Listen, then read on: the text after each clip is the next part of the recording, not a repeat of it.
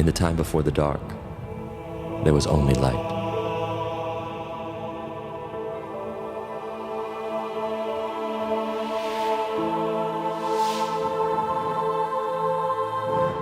Till the yawning veil fell across the sky, separating space and night, leaving us in awe of the infinite shadow, that behemoth, that monster.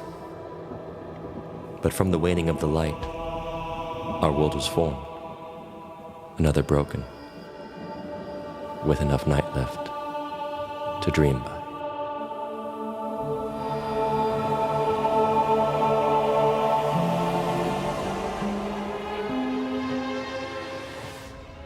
You know, when I was a child, I realized that my parents were Buddhists, but I was raised as a Presbyterian. And so I realized that there were two conflicting points of view. In Buddhism, there is no God, there's no beginning, there's no end, there's only timeless nirvana. But in the Presbyterian Christian tradition, there is Genesis. God said, let there be light. How can you combine Genesis with nirvana? Impossible, right? Nope. You can combine it with the multiverse. You see, our universe did have a beginning. Our universe had a big bang. There was a Genesis. But our universe is not the only one. It coexists simultaneously with the multiverse of universes, and therefore they are bubbles floating in nirvana. So today we think that string theory is the only theory that can unify the big and the small. And it basically says that everything around us is like music, that everything we see around us is vibrating, and these vibrations correspond to subatomic particles. Subatomic particles are nothing but notes on a tiny vibrating string. What is physics? Physics is the harmonies you can write on these vibrating strings. What is chemistry? Chemistry are the melodies you can play on vibrating strings. What is the universe? The universe is a symphony of strings. And then what is the mind of God? The mind of God is cosmic music resonating through 11-dimensional hyperspace. So what we see around us is actually an illusion. We're only looking at the tiniest sliver of what actually exists.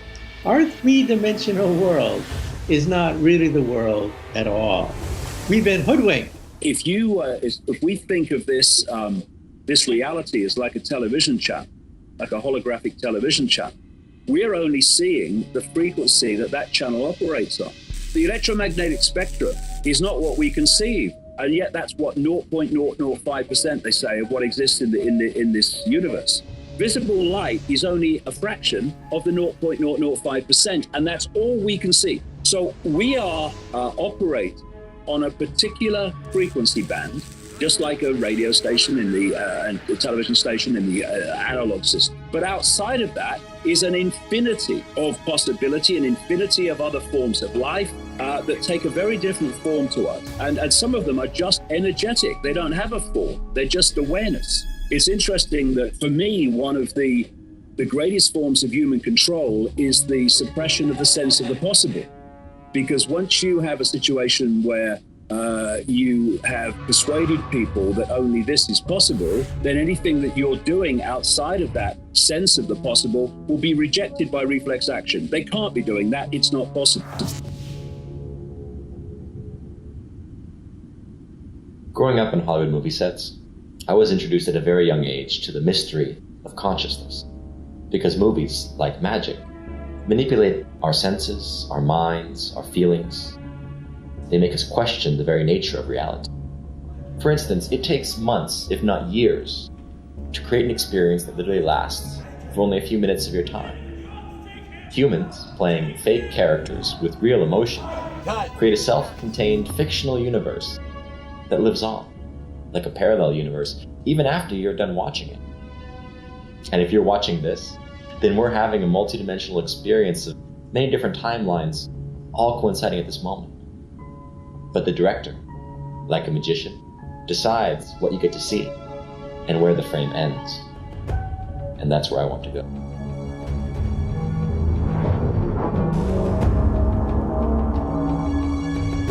"7 years ago, I started an interview show called Buzzsaw that was spawned from my work with Tyrell and Jesse Ventura on the TV series Conspiracy Theory. You guys gotta be kidding me. I grew up with that term, conspiracy theory, surrounding me.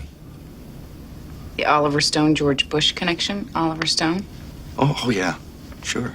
I mean, he's their spokesman. Yeah, I mean, you think if anyone had the information that he's got and had a national podium to shout it from, that they'd actually let him do it? No, it's quite clear that he's a disinformation junkie for him. While I doubt my father worked for the CIA, as a Vietnam veteran, he passionately sought to understand how a system could send hundreds of thousands of young men to be sacrificed. Despite the media reassuring us that the President of the United States is the most powerful man in the world, the decision maker, my father saw a deeper state behind the scenes. You say you want to end the war, so why don't you? Change always comes slowly. I pulled out more than half the troops. I'm trying to cut the military budget for the first time in 30 years. I want a volunteer army, but it's also a question of American credibility, our position in the world. We don't want the war. The Vietnamese don't want the war. So why does it go on?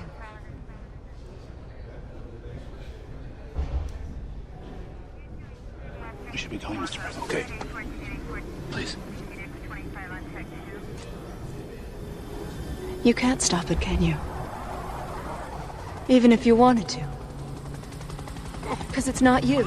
It's the system. The system won't let you stop it. 19-year-old college kid. What? She understood something that's taken me 25 years in politics to understand. The CIA, the Mafia, those Wall Street bastards. Sir? The beast. 19-year-old kid. She called it a wild animal. Yes, sir. He called that system the Beast, after W.B. Yeats's poem. But it ends so beautifully ominous. What rough beast? Its hour come round at last. Slouches toward Bethlehem to be born. Yes. This country stands at such a juncture. And it reminded me of the words of Paul to the Ephesians, "Put on the full armor of God, for our struggle is not against flesh and blood, but against the archons, against the authorities, against the powers of this world's darkness, and against the spiritual forces of evil in the heavenly realms." But how did I come to such a metaphysical conclusion? I think my path was similar to that of Ted Gunderson, who was at one time a candidate for director of the FBI. I retired from the FBI March 1979. At that time, I was in charge of the FBI Los Angeles Division. I had more than 700 personnel under my command. When I first came out of the FBI, as I said, I came out in 1979. Attorney General Griffin Bell hired me to coordinate security for the Pan American Games. And I came back and started my own international security consulting firm in Los Angeles, California. And I was a consultant for the '84 Olympics in Los Angeles. And one of my first cases that I handled, I was contacted by some of Dr. Jeffrey R. McDonald's doctor friends. What happens when a narrative takes the place of reality? The infamous crime happened back in 1970. Dr. Jeffrey McDonald has been charged with the murders of his pregnant wife and their 2 young daughters. McDonald blamed the crime on a group of hippies. Either Jeffrey McDonald slaughtered his family and then tried to hide that fact, or there were intruders imitating the Manson family, including a girl with a floppy hat who attempted to kill him and killed his family. It's not the kind of guy who does this. This case had so much publicity. It was on the headlines every day. A best-selling book, the miniseries. The television movie Fatal Vision. Millions of people saw Jeffrey McDonald killing his family. It solidified people's views about the case. Does it seem strange to you that no one else has confessed? It's not really quite accurate to say that no one has confessed. According to Helena Stokely, I obtained a confession from her. On October 25, 1980, I brought her back to LA. That's a story by and of itself. And Helena Stokely told me that it was her satanic cult group that went into the house that night. And it was her initiation into the group. And I said, what is this all about? And that was really the first I learned about Satanism. He told Mr. Beasley also in 1980 that one of the high priorities in human sacrifice was a pregnant woman for this group. Is that true?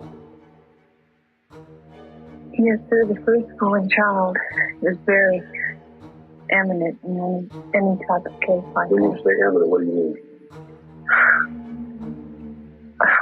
It's considered at the top of the list. For There's death or for property? anything. Anything they want to do with the child? Yes, sir. And I learned that the police intelligence files on this group of Satanists that Alina described by name gave me descriptions of exactly where each one of them went in the house, what happened, step by step. Intelligence files disappeared out of the Fayetteville Police Department files and also out of Waycross, Georgia, because one of them had been arrested down there. Was the CID undercover agent involved in the murders? We were thinking there was one member in the immediate cult who could have been an informant for the CID. I went on national television, a number of national TV shows, and I had people calling me from all over the country, telling me the same basic story, from the East Coast to West Coast, North and South. And I had people that, what you'd call them multi-generation Satanists. That's somebody who was born into it, mother, father, grandfather, grandmother are involved in Satanism. And adult survivors, that's somebody that gets out, usually has to go into hiding to survive. I had these people call me from all over the country telling me about the ceremonies and about the extent of the satanic movement in this country today. Now, for those of you thinking this is Geraldo Rivera's satanic panic, let's be clear. Anton LaVey's Church of Satan was not organizing the pedophilia and daycare centers, rock bands hailing Satan, or Richard Ramirez's murder spree. But those things did happen in the 80s. And as my favorite horror film was telling us, the children were in danger, but the parents were not listening. No, trust us. It's not you I don't trust, it's just... Being raped by a gun up my vagina, with men standing around me, masturbating on me. That is not only child abuse. I think that's child abuse perpetrated by a group of people who shared a belief system. What was the... God knows what it was. You were how old? I was less than 5 years old. There is no such thing as an organized Satanist religion. Satanism, by its very nature, is indefinable, except its opposition in a radical sense, spiritual opposition to a lot of Christianity and basically all monotheistic faiths. Please, God. This is God. So all of a sudden it becomes a satanic panic. But one of the bases of the narratives, well, there are all these people out here who believe in this worldwide Satanist conspiracy, okay? Well, which people? What do you mean by a Satanist conspiracy? You know, it's like, it sounds woo-woo, it sounds ridiculous. Shem Ham Farash. Shem Ham Farash. Hail Satan. Hail Satan. And that became almost a pattern, almost like a drumbeat in the 90s. And it still goes on today, you know, but what's appalling is, you know, it's now become an assumption thanks to organizations like Wikipedia. And a lot of this argument can't really be addressed because all somebody has to do is yell conspiracy. It's like yelling communist, and like thought shuts down. If a person does all these things over a period of time, he must be a communist. I mean, one of the ironies of this is that when the Catholic Church child abuse scandal with the priest came out, like everybody bought into it. But a lot of the data was basically the same. But it was like, it's okay to see some kind of grand conspiracy in the Catholic Church to abuse children. But when you bring up Satanism, it's like it's all a witch hunt. Well, you could say the same thing about the Catholic Church. And the Oscar goes to Spotlight. Organized pedophilia and child abuse. I mean, this is a no-brainer if you talk to law enforcement.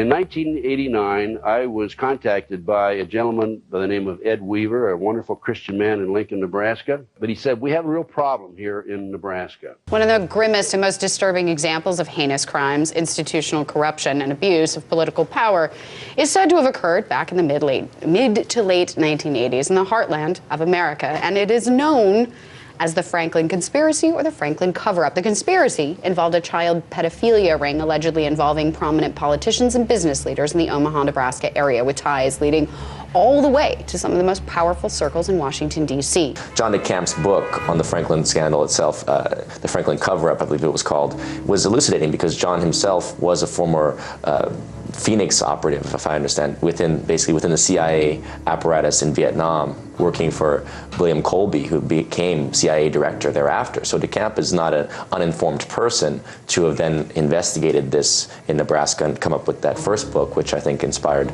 some of your research and work. John DeCamp's book inspired me to go out to Nebraska and check it out. Same with Conspiracy of Silence. Conspiracy of Silence was a documentary that was going to be shown on the Discovery Channel in the UK, and its funding was suddenly, the plug was pulled on it.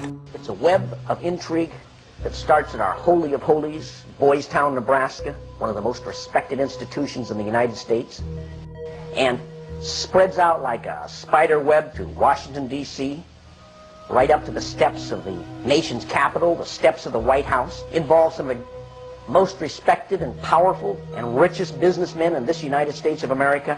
And the centerpiece of the entire web is the use of children for sex and drug dealing and drug couriers, the compromising of politicians, the compromising of businessmen, but worst of all, the corruption of key institutions of government that have the duty and responsibility to make sure these things never happen.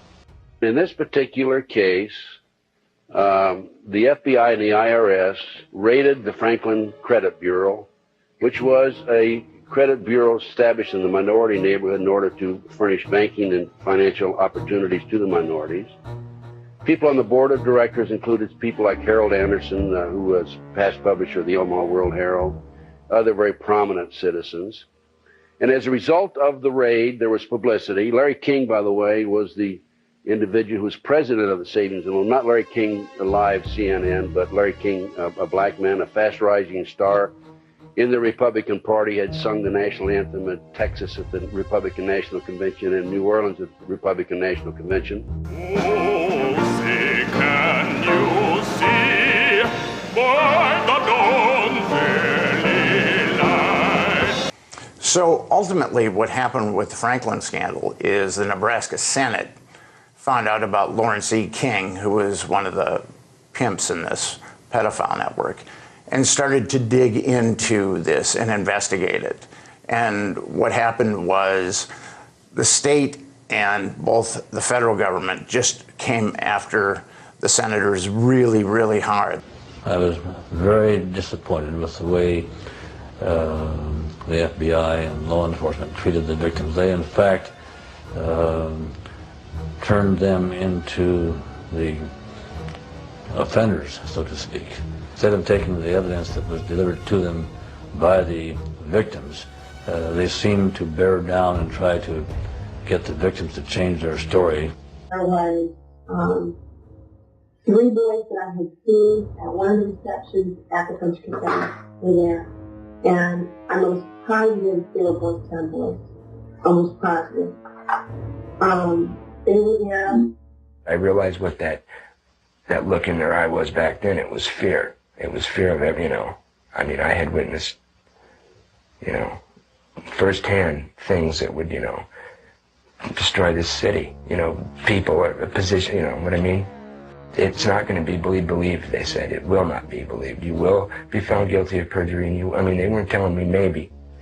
They were saying, there's no way. You go on with this story, you're going to jail. The lead investigator of the Senate subcommittee, his plane mysteriously broke up in midair and he was killed. His son was killed after he'd allegedly uncovered some critical evidence to uncover this pedophile network. National Transportation Safety Board investigators say wreckage from the crash is apparently strewn over a 3/4 to 1 mile long stretch in this field. The fact that the wreckage is scattered over a large area certainly demonstrates that it did break up in flight. I managed to acquire all his investigative reports and all his investigative documentation. I had a list of over 60 victims, and it was up to me to put it all together. I drove around the country looking for victims, and these kids were very, very hard to find. Well, now they're young adults, but a lot of them came from lower socioeconomic backgrounds, and they were turned on to drugs. That was a big carrot for these pedophilic pimps, was give the kid drugs, and then so they were turned on to drugs and repeatedly molested. And ultimately, when they reached a point where they weren't marketable anymore, they were expunged by the networks. Those perpetrators named by the children formed a ring of rich and powerful pedophiles in Omaha. Men from industry, politics, the media, even the police. There was a house in Washington, D.C. where a lot of the children were flown to, and then in the house in Washington, D.C., there would be like pedophilic parties, pedophilic orgies.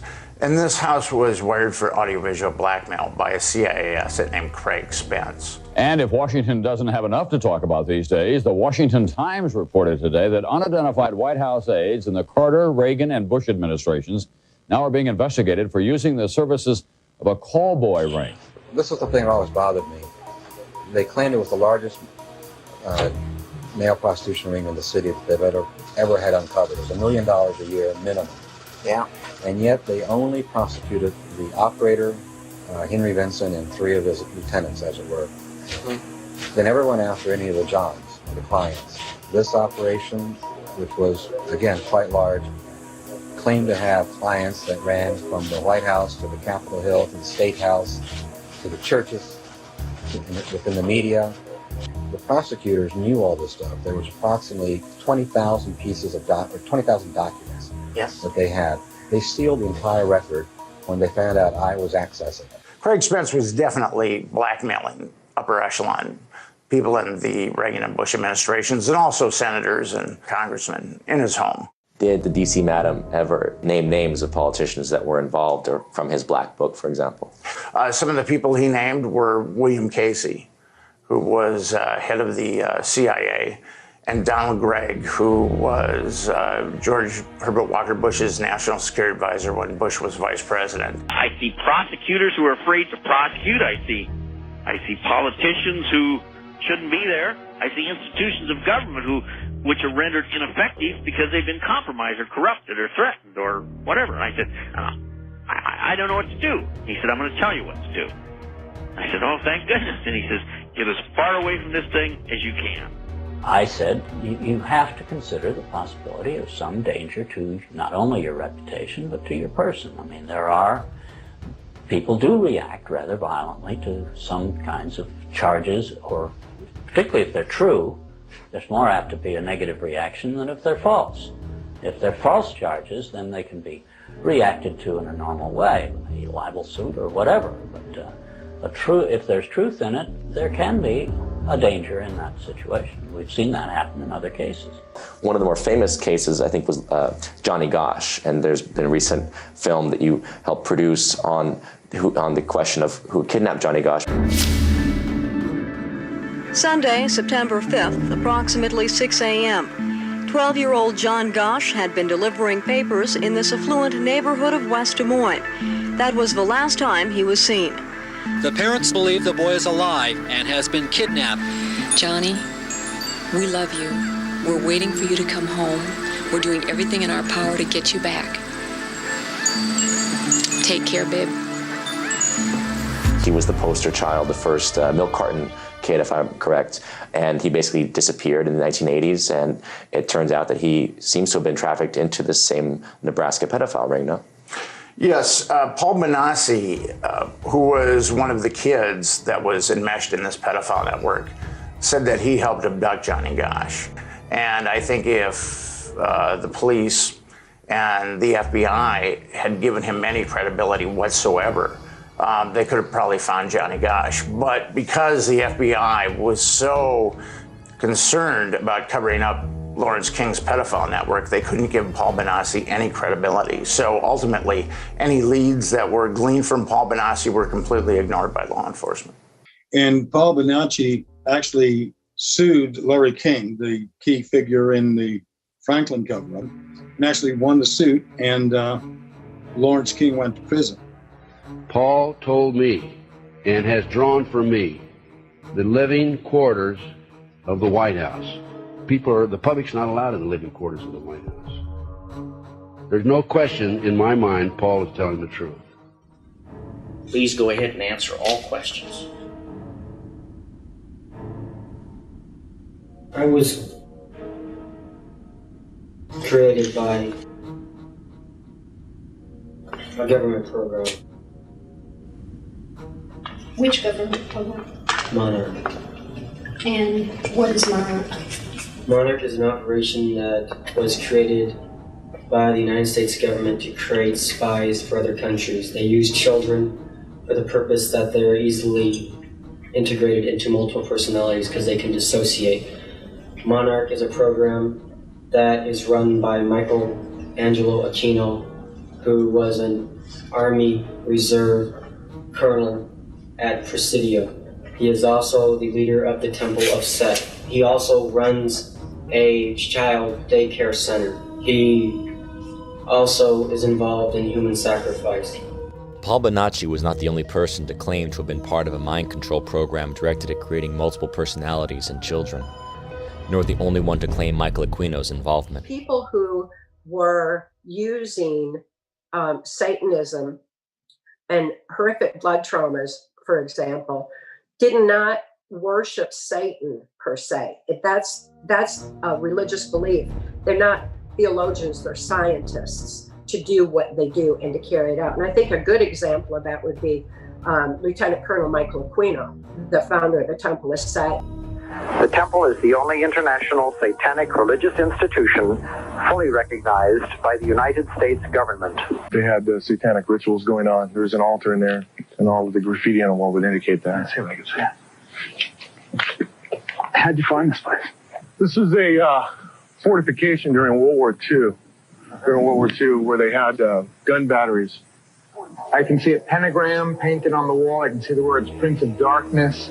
On this wall, I see several inverted crosses and other obvious satanic ritualistic paintings. He was being trained at the War College for Psychological Warfare Division for being able to implement mind control in the military predominantly, but also through people like myself. He was my primary programmer in MK Ultra mind control. Was actually being used to control people in a very traumatic manner.